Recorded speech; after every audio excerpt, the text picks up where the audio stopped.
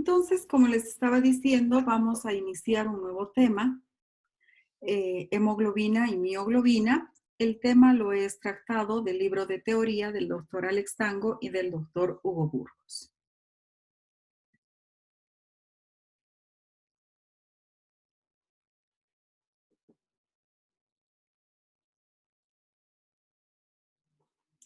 Cuando hablamos de hemoglobina y de mioglobina, nos estamos refiriendo a dos proteínas muy importantes que corresponden al grupo de unas proteínas, valga la redundancia, muy importantes, que reciben el nombre de proteínas hémicas. ¿De dónde proviene este término de proteínas hémicas?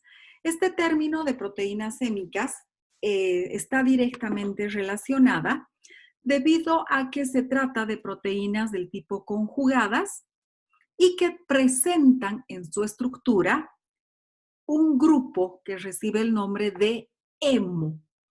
Entonces, todas estas proteínas hémicas tienen la característica de presentar en su estructura este grupo hemo. Entonces, en todas ellas, aquí tenemos 3 ejemplos de proteínas hémicas y la característica común en todas ellas es que presentan en su estructura el grupo hemo. Gracias a la presencia de este grupo hemo, es que son capaces de intervenir en el transporte y fijación de moléculas de oxígeno, pero también aquí tenemos, por ejemplo, a la molécula de hemoglobina, ustedes ya la conocen, aquí tenemos a la molécula de mioglobina y aquí tenemos otra molécula también como característica de las moléculas hémicas, que es un citocromo. Estas dos transportan y almacenan oxígeno, pero esta otra, que es un citocromo, está directamente relacionada en el transporte de electrones.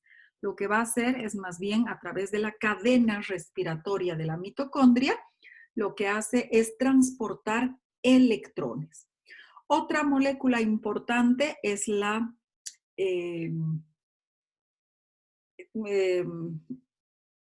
se me ha ido su nombre en la fotosíntesis, pero que no se encuentra presente en los tejidos humanos.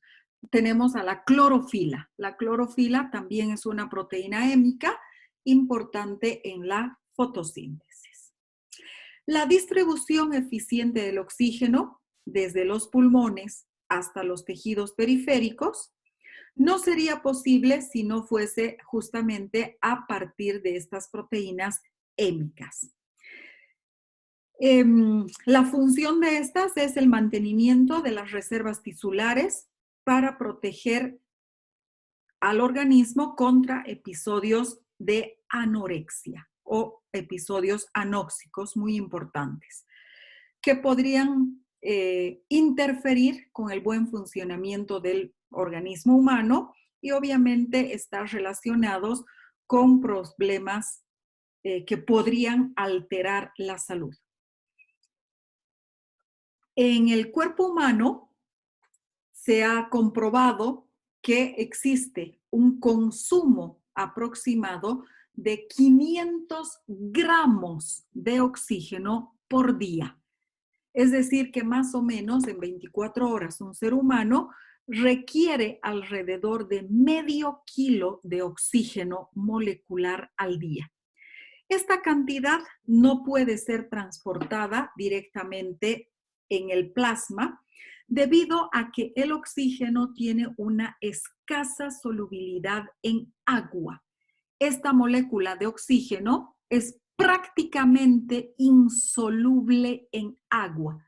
Por lo tanto, para que pueda ser transportada, para que pueda llegar de los alvéolos pulmonares a los tejidos, necesita unirse a una proteína. Y esta proteína es la hemoglobina.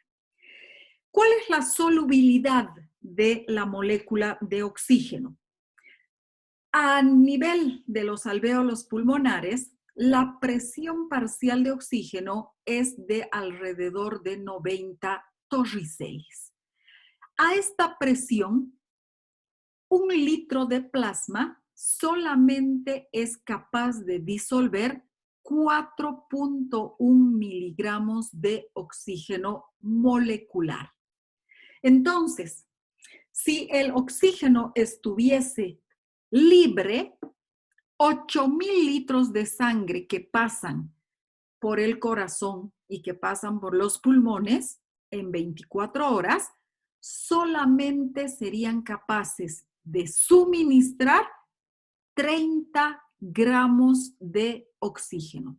Y estos 30 gramos de oxígeno, pues no son ni el 10% del requerimiento total de oxígeno diario. Por lo tanto, el oxígeno disuelto en el plasma no cubriría ni la 10ª parte del requerimiento de oxígeno diario que necesita un ser humano. Entonces, ¿qué es lo que hace el organismo? Lo que hace el organismo es unir este oxígeno a una proteína transportadora. El eritrocito tiene en su estructura esta proteína conocida con el nombre de hemoglobina. Y esta hemoglobina es la que va a captar el oxígeno y lo va a transportar hasta las células, hacia los tejidos periféricos. 1 litro de sangre contiene alrededor de 150 gramos de proteínas. Y estas proteínas se encuentran en el interior de los eritrocitos. Entonces, 1 litro de sangre contiene 150 gramos de proteínas. Y estos 150 gramos de proteínas son capaces de disolver hasta 280 miligramos de oxígeno. Entonces, en 1 litro de sangre, unido a las proteínas, se encuentran 280 miligramos de oxígeno molecular. Si nosotros multiplicamos estos 280 miligramos por litro y lo multiplicamos por los 8.000 litros de sangre que son bombeados cada 24 horas, recién vamos a lograr lo que necesitamos. Y lo que necesitamos es medio kilo de oxígeno que sea diluido, distribuido en las 24 horas.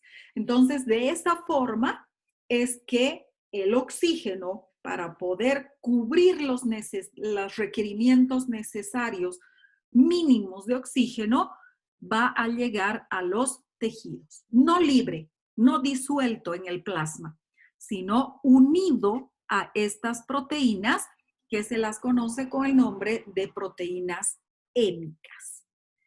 ¿Está claro?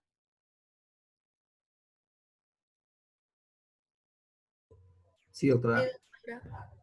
Perfecto. Bueno, vamos a continuar y vamos a hablar ahora del grupo hemo. El grupo hemo es el sitio al cual se va a unir el oxígeno, ya sea en la hemoglobina como en la mioglobina. Si no tuviésemos grupo hemo en la cadena, en la estructura de la hemoglobina o de la mioglobina, pues el oxígeno tampoco sería capaz de unirse a estas moléculas proteicas. ¿Por qué?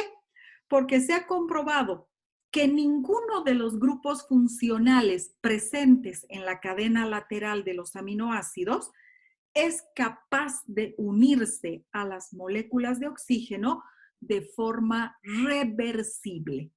Lo que significa que para que el oxígeno sea transportado, la unión debe ser una unión reversible. ¿Por qué? Porque si es una unión irreversible, no podríamos transportar oxígeno. Este oxígeno se quedaría pegado a la hemoglobina o a la mioglobina y no podría ser liberado a nivel de los tejidos periféricos. Entonces, ¿quiénes son los únicos o las únicas moléculas, los únicos átomos capaces de unirse de manera reversible al oxígeno? Son los metales pesados. Y dentro de los metales pesados, uno muy importante es el hierro. Los únicos iones que son capaces de unirse de manera reversible al oxígeno son los iones metálicos pesados. Por lo que de esta manera la hemoglobina y la mioglobina son capaces de transportar oxígeno, pero solamente si es que presentan en su estructura este grupo prostético conocido con el nombre de grupo hemo. ¿Qué característica tiene el grupo hemo? El grupo hemo está formado por anillos, 4 anillos específicamente, que reciben el nombre de anillos pirrólicos. Entonces, aquí nosotros tenemos un primer anillo pirrólico, aquí tenemos un segundo anillo pirrólico, tenemos un tercer anillo pirrólico aquí y finalmente el cuarto anillo pirrólico. ¿Qué característica tiene estos anillos pirrólicos? Una característica muy importante. Presentan un átomo de nitrógeno. Entonces, si nosotros observamos claramente, aquí tenemos el primer anillo pirrólico, conocido como anillo A o anillo 1, el anillo B o 2, el anillo C 3 y el anillo D o 4. Y cada uno de estos anillos presenta un nitrógeno. Y es este nitrógeno el que se va a unir de manera covalente al hierro. Pero ¿qué característica tiene este hierro? Que este hierro siempre, siempre, siempre, siempre, siempre debe tener una valencia de +2. ¿Por qué? Porque si el hierro tiene una valencia de +3, ya no es capaz de transportar oxígeno. Siempre el hierro debe estar con una valencia de +2. Es decir, que el hierro siempre debe estar en estado ferroso. Entonces, el hierro se une al nitrógeno de cada uno de estos anillos pirrólicos. Tenemos 4 enlaces. Un quinto enlace se va a producir, aquí tenemos el quinto enlace que se produce y se une a un aminoácido libre que recibe el nombre de histidina. Entonces, el quinto enlace es a la histidina. Y el sexto enlace, el más importante de todos, es el que permite unir al hierro con el oxígeno, oxígeno molecular. Entonces, ahí tendríamos que el hierro se une a través de 6 enlaces, 4 de ellos al nitrógeno de cada uno de los anillos pirrólicos, el quinto enlace a un aminoácido llamado histidina y el sexto enlace es al oxígeno. ¿Qué tipo de enlace es el que se forma entre el hierro y el oxígeno? Es un enlace reversible. Es un enlace reversible. Y este enlace reversible es a través de un proceso de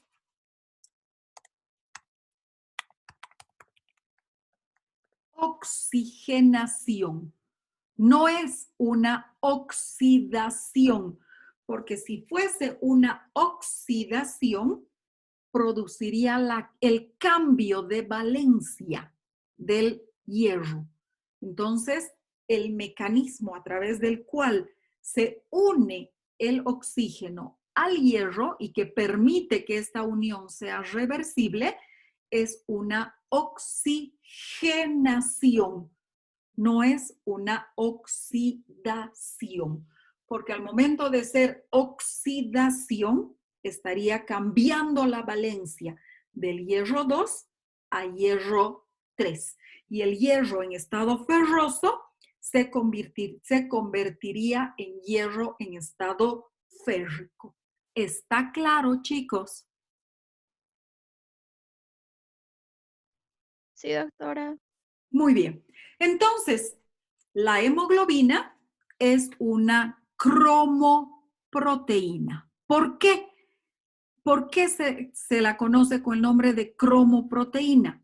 Porque está unida una proteína a una metaloporfirina. Esta es la porfirina. Al tener un ion metálico. Sí, doctora. ¿Perdón?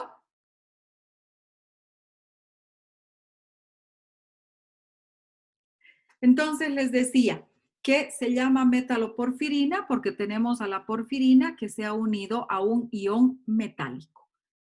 Y la unión de una proteína a una metaloporfirina se llama cromoproteína. Bueno, la hemoglobina es una proteína tetramérica. ¿Qué quiere decir?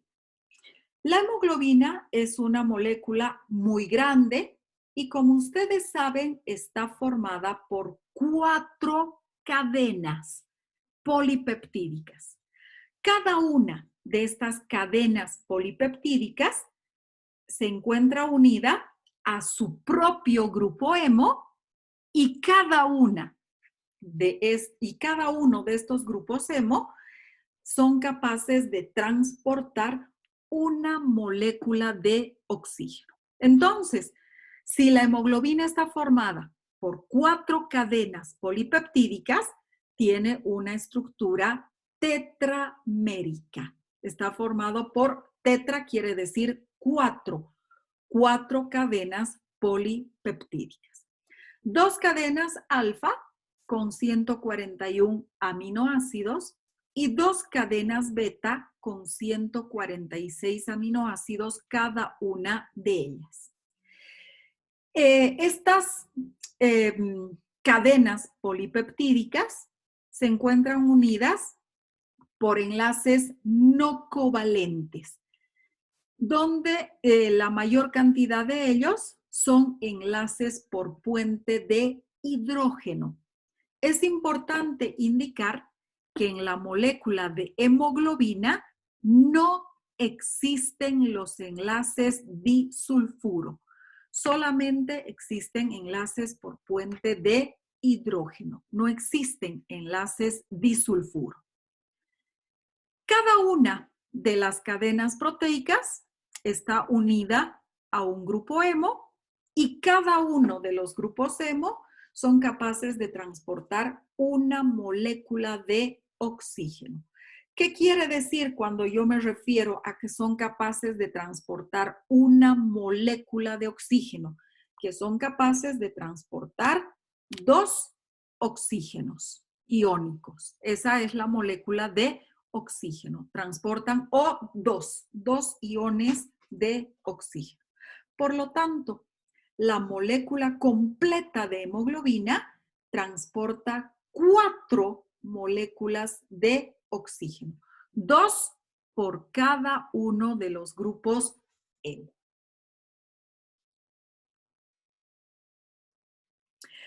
Los eritrocitos están especializados en el transporte de oxígeno. La hemoglobina es una proteína que solamente se encuentra en los eritrocitos maduros y en sus precursores, eritrocitos inmaduros presentes en la médula ósea. Sabemos que el eritrocito tiene una vida media en circulación sanguínea de aproximadamente 120 días antes de ser eliminados por las células fagocíticas, principalmente a nivel del vaso. Estos eritrocitos maduros no tienen núcleo, ustedes saben que son anucleados y como consecuencia de que son anucleados, son incapaces de dividirse y de sintetizar proteínas nuevas. Lo que significa que si esta hemoglobina presente en el eritrocito no está bien formada, no está completa cuando este eritrocito sale a circulación sanguínea, pues no va a poder cumplir o va a cumplir de manera parcial su función de transportar oxígeno. Otra característica que tiene este eritrocito es que además tampoco tiene mitocondrias. No tiene núcleo, pero tampoco tiene mitocondrias. ¿Y por qué es importante saber que este eritrocito no tiene mitocondrias? Debido a que la carencia de mitocondrias va a hacer que los requerimientos de energía que tenga este eritrocito sean subsanados, sean proporcionados a través de un metabolismo anaerobio. ¿Qué quiere decir? Si nosotros descomponemos la palabra anaerobio, quiere decir en ausencia de oxígeno. Al no tener mitocondrias, el eritrocito va a obtener su energía en ausencia de oxígeno. ¿Y por qué es importante saber que el eritrocito obtiene energía en ausencia de oxígeno? Porque asegura que las 4 moléculas de oxígeno captadas por la hemoglobina van a llegar intactas a los tejidos periféricos. Vuelvo a repetir, ¿por qué llegan intactas? Porque este eritrocito no consume el oxígeno que está siendo transportado. ¿Y por qué no consume el oxígeno que está siendo transportado? Porque el eritrocito no tiene mitocondrias. Y al no tener mitocondrias, la forma en la que obtiene energía es en ausencia de oxígeno. ¿Está claro? Sí, doctora. Por eso es que este eritrocito doctora. es muy importante para el transporte de oxígeno. Otra cosa que ustedes también saben, la han visto en fisiología, es que entre el 38 y el 53% del volumen de la sangre contiene glóbulos rojos. Este porcentaje puede ser determinado a través de un proceso de centrifugación de la sangre.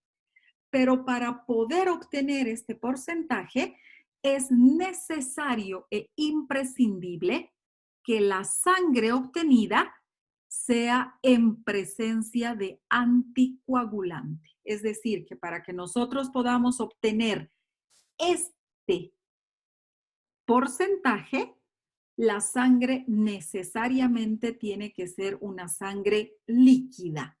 Es decir, que hemos tenido que ponerle anticoagulante. Entonces, hacemos la obtención de la muestra de sangre, la colocamos en un tubito con anticoagulante, la centrifugamos por 5 minutos y obtenemos esta composición de la sangre.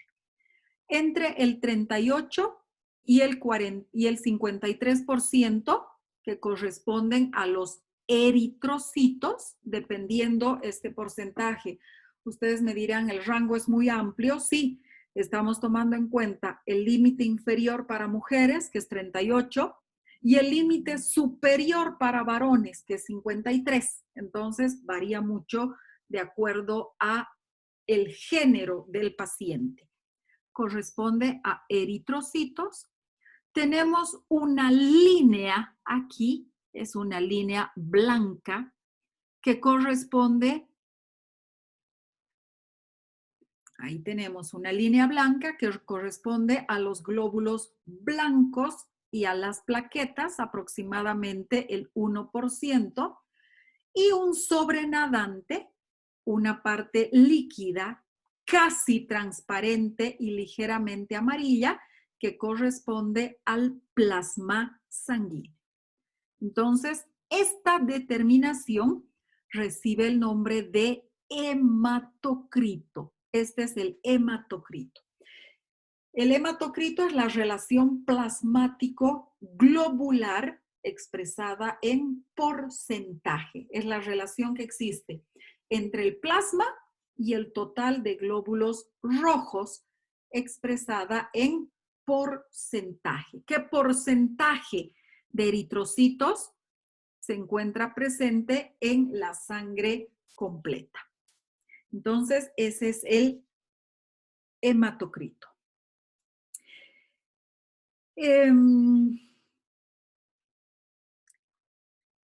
Una alteración. ¿Cuál es la importancia biológica del estudio de la hemoglobina?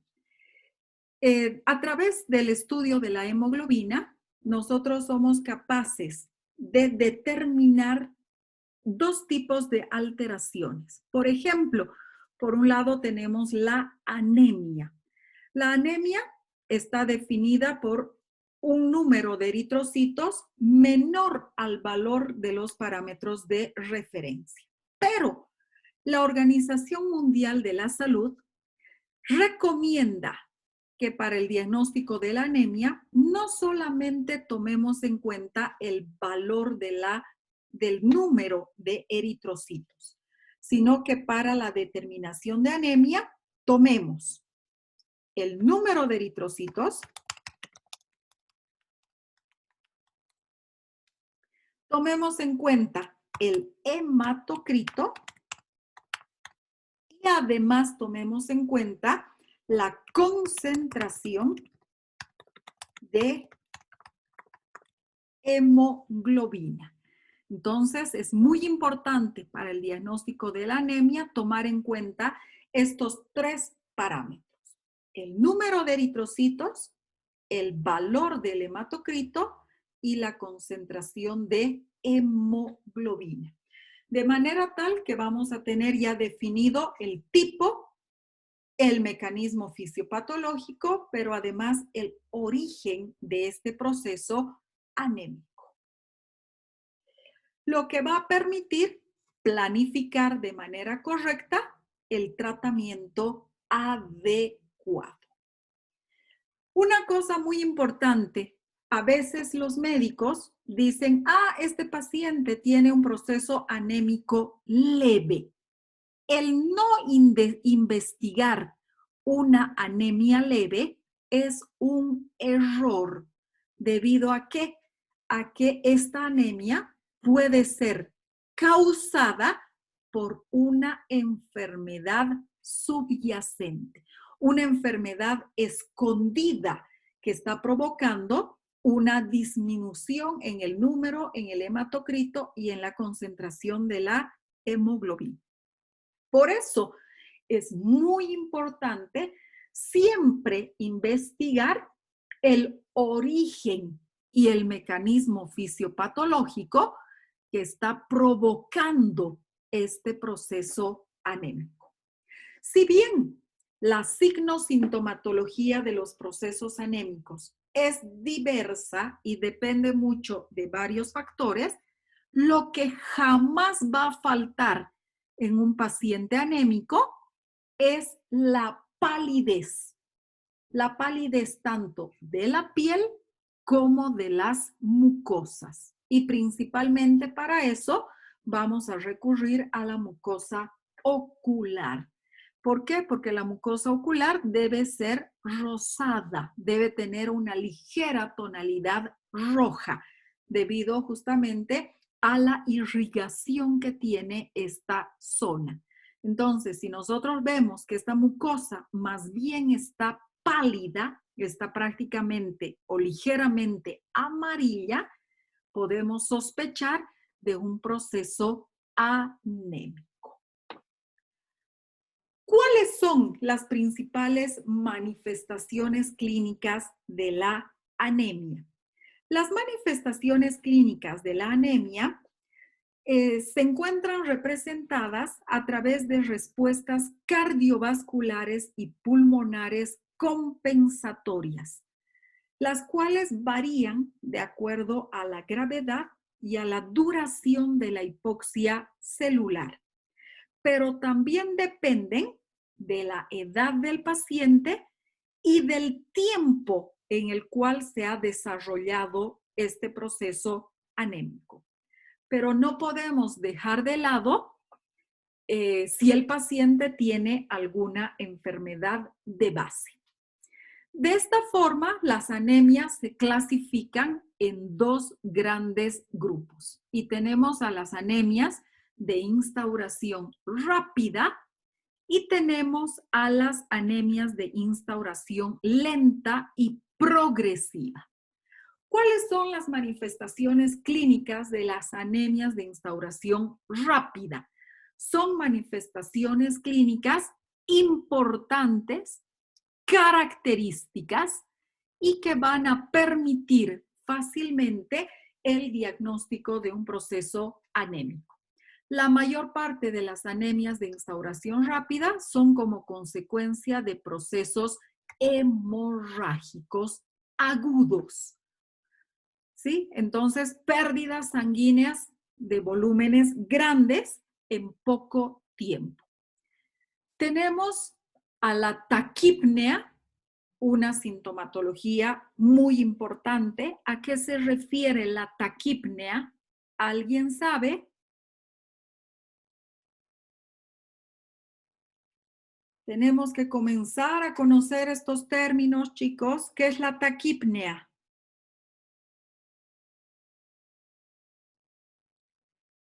La taquipnea se refiere a una respiración rápida, pero poco profunda. Entonces, el paciente va a tener una hiperventilación rápida, pero poco profunda. Esa es la taquipnea. Este paciente va a tener disnea. ¿Qué es la disnea? Dificultad para respirar. rápida? Correcto. La disnea es la dificultad para respirar. Es la sensación de falta de aire. Y obviamente la disnea va a provocar taquipnea. Si a mí me falta el aire, pues voy a empezar a respirar mucho más rápido, pero superficialmente. La taquicardia. ¿Qué es la taquicardia? Latido cardíaco rápido. Correcto. Se refiere al latido cardíaco rápido. El corazón va a comenzar a latir más rápido. Creo que no es necesario definir qué son los mareos. El paciente va a tener cansancio, va a tener cefalea, pero otra cosa que también es importante definir, ¿qué son los acúfenos? ¿Qué son los acúfenos? Son zumbidos en el oído. ¿Zumbidos del oído? Correcto. Los acúfenos son zumbidos que va a sentir el paciente en los oídos. Entonces, toda esta es una manifestación clínica de una anemia de instauración rápida. En cambio, las manifestaciones clínicas de una anemia de instauración lenta son mucho menos típicos, mucho menos característicos. Por ejemplo, vamos a tener una anemia de instauración lenta, también a través de un proceso hemorrágico, por ejemplo, pero un proceso hemorrágico pequeño, y que tiene mucho tiempo de duración. Por ejemplo, un proceso hemorrágico causado por una úlcera sangrante a nivel intestinal, a nivel gastrointestinal. Puede ser a nivel del estómago, puede ser a nivel del intestino. Entonces tenemos una pequeña úlcera, una pequeña llaga que está sangrando constantemente por mucho tiempo. La mayor parte de estos procesos anémicos de instauración lenta son o pueden ser asintomáticos, es decir, sin ninguna sintomatología evidente. Otros tienen una sintomatología muy general como consecuencia de esta anemia lenta, caracterizada por cansancio. Ya hemos definido qué es la anorexia y también en estos pacientes tal vez lo más importante y lo más llamativo es la disnea y la taquicardia, pero a esfuerzo. Es decir, que si es que este paciente no realiza cualquier actividad que requiera de mayor aporte de oxígeno, por ejemplo, una actividad a esfuerzo, es porque el paciente comienza a correr o decide subir las gradas muy rápidamente. Entonces, una vez que llega al segundo, al tercero, al cuarto piso, pues obviamente va a sentir esta deficiencia de oxígeno y esta taquicardia. Pero vuelvo a repetir, a esfuerzo, a esfuerzo. No es como en estos casos que el paciente está sentado, está recostado, está descansado y tiene disnea y tiene taquicardia. En las anemias de instauración lenta, esta disnea y esta taquicardia son a esfuerzo. Por eso es que es mucho más complejo, mucho más difícil el diagnóstico de procesos anémicos de instauración lenta, porque la mayoría son asintomáticos. Lo que jamás va a faltar en estos procesos anémicos, ya lo habíamos indicado, la palidez de la piel y de las mucosas. Está comprendido lo correspondiente a la anemia. Sí, doctora. Muy bien. Entonces vamos a pasar ahora a la segunda utilidad clínica y es la policitemia. La policitemia se refiere al aumento en la concentración de eritrocitos. También recibe el nombre de eritrocitosis. Por favor, evitemos el uso de poliglobulia. ¿Por qué? Porque la poliglobulia es la elevación en el número de glóbulos. Pero no nos olvidemos que hay glóbulos rojos y hay glóbulos blancos. Entonces, si nosotros queremos referirnos específicamente al aumento de glóbulos rojos, recibe el nombre de policitemia o eritrocitosis.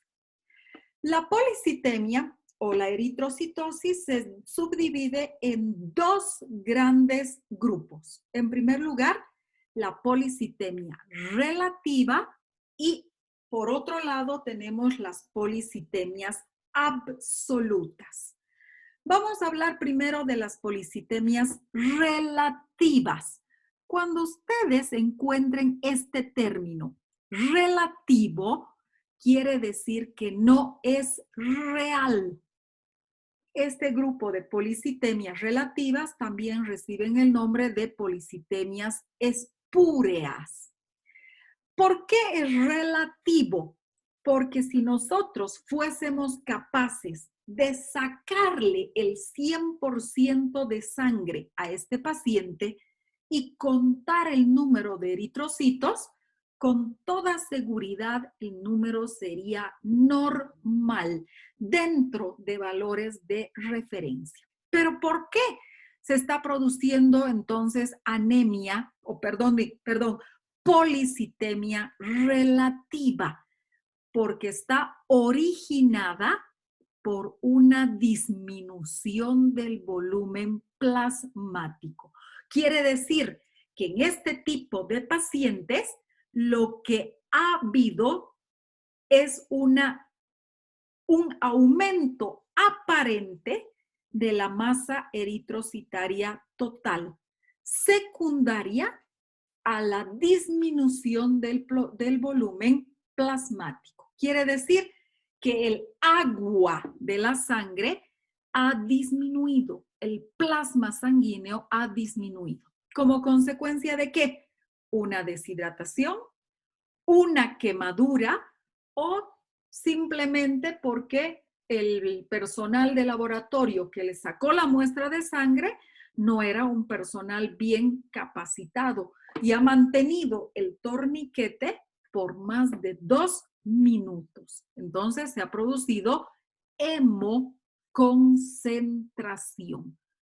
Entonces, vuelvo a repetir, es una policitemia relativa, originada por disminución del volumen plasmático.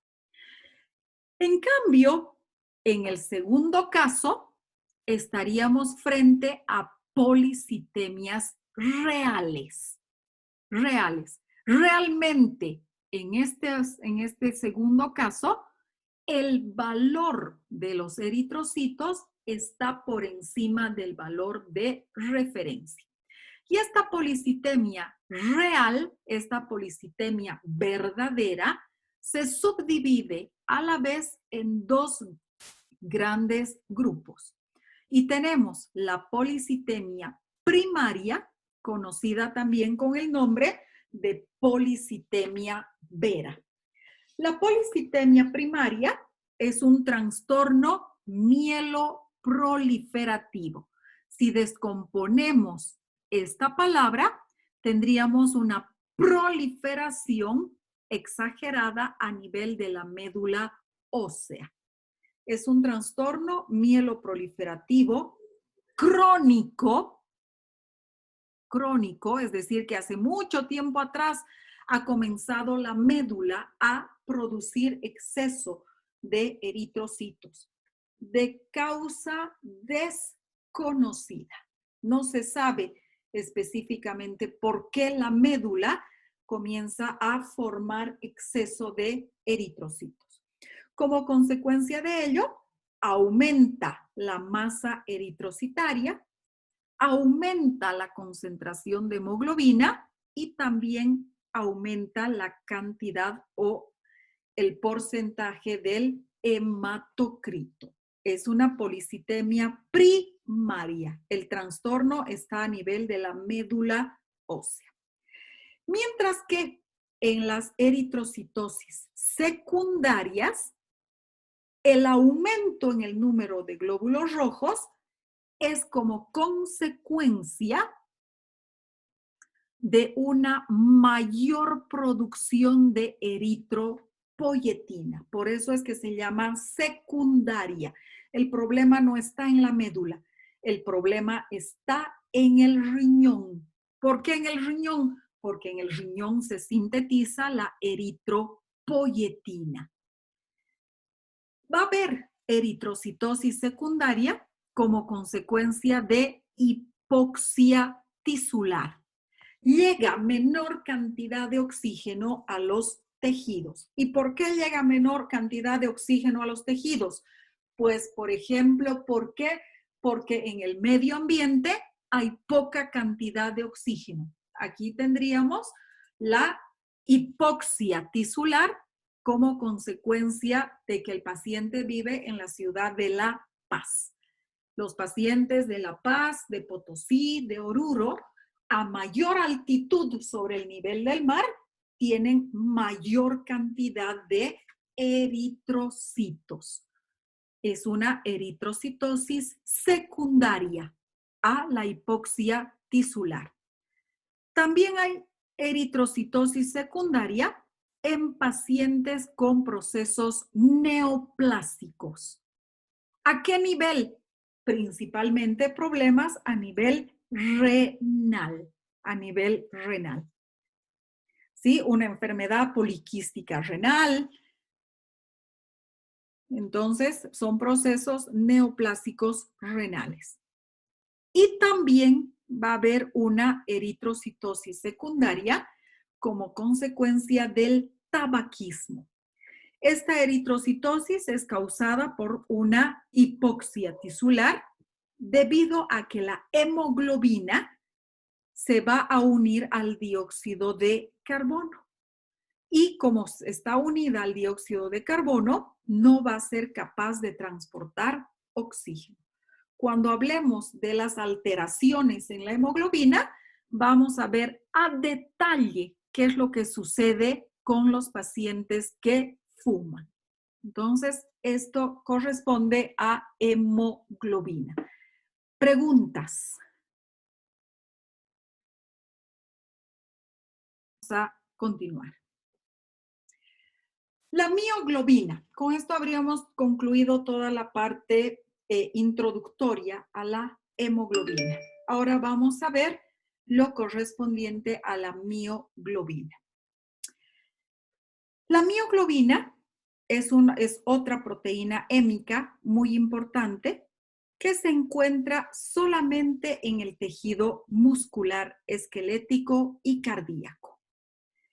La mioglobina se encuentra formada por una sola proteína, por una sola cadena polipeptídica, pero lo que nos interesa es que esta cadena polipeptídica está unida a un grupo hemo. Por eso es que también es una proteína hémica. Esta cadena polipeptídica está formada por 153 aminoácidos. Prácticamente estaríamos hablando de una sola cadena de la hemoglobina. La mioglobina se localiza en el citosol de la célula muscular esquelética y cardíaca y tiene como función el almacenamiento de una pequeña cantidad de oxígeno, de la cual la célula puede disponer fácilmente para que sea utilizada por los organelos intracelulares. Principalmente, el oxígeno va a ser utilizado por las mitocondrias para la síntesis de adenosín trifosfato. Si bien esta función de la mioglobina de almacenar el oxígeno se creía que era la principal función de la de la mioglobina, se ha comprobado que la función principal de la mioglobina no es, por lo menos en los seres humanos y en los mamíferos terrestres, el almacenar oxígeno. La principal función que cumple la mioglobina en el ser humano es más bien la de facilitar la difusión del oxígeno en los músculos. ¿Por qué?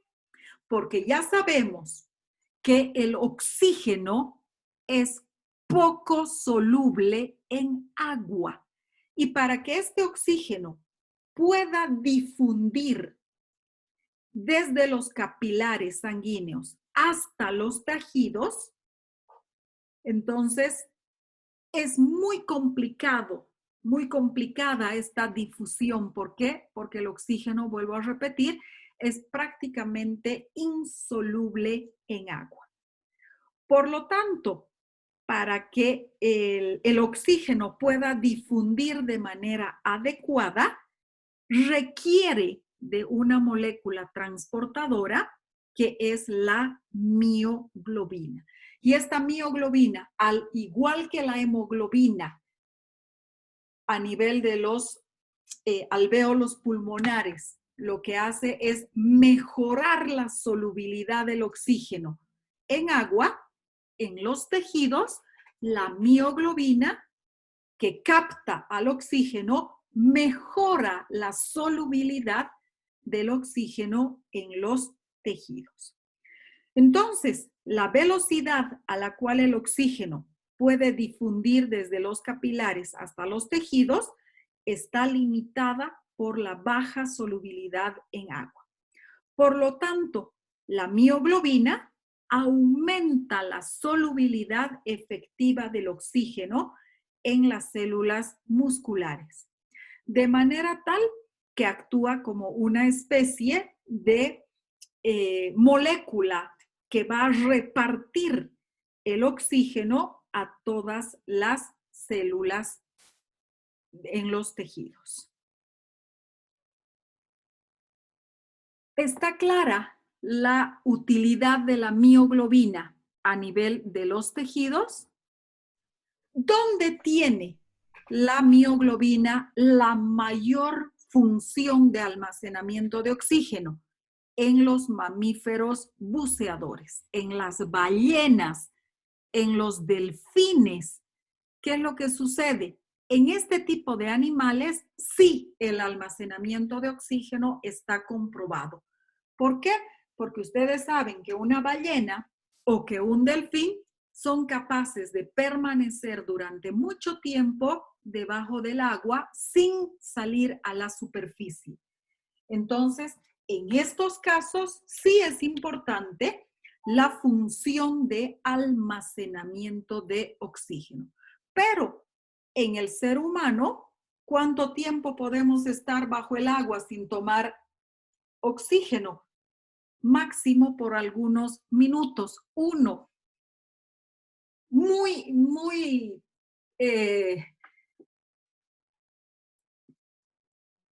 entrenada tendría que ser la persona que puede estar debajo del agua por más de un minuto sin haber salido al ambiente a tomar oxígeno.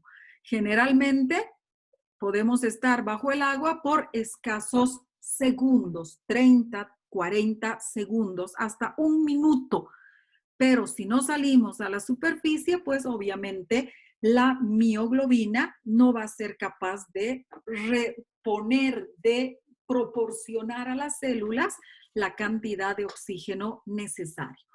Cosa que no sucede en los mamíferos buceadores. En los mamíferos buceadores, esta concentración de oxígeno unido a la mioglobina es muy importante y permite que esta ballena o este delfín estén incluso por horas debajo del agua. Entonces, es importante para ellos. Y por último, y con eso vamos a concluir, la importancia clínica de la mioglobina. Debido a su bajo peso molecular y a su localización citoplasmática, la mioglobina aparece rápidamente en circulación sanguínea luego de una lesión muscular. La mioglobina tiene una vida media de 2 horas en circulación sanguínea, en el plasma. Y luego de este tiempo se elimina, porque es una proteína pequeña, vía renal. La mioglobina es un marcador sensible, pero poco específico de infarto agudo de miocardio. ¿Qué significa que un marcador sea sensible? Significa que va a dar positivo si el paciente está enfermo. Es decir, que en todo paciente con infarto agudo de miocardio se produce un aumento en la concentración de mioglobina. Pero como la mioglobina no solo está en el corazón, está también presente en la musculatura esquelética, si este paciente que ha sufrido infarto se ha caído y se ha golpeado la musculatura esquelética, también va a producir un aumento de mioglobina. Por eso es que es una prueba poco específica. No solamente el infarto agudo de miocardio produce su elevación.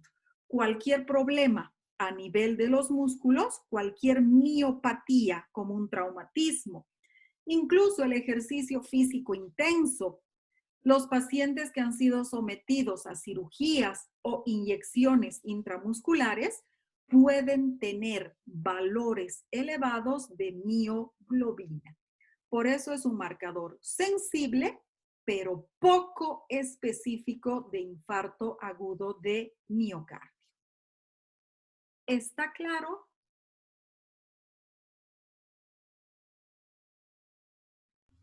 Sí, doctor. Sí, doctor.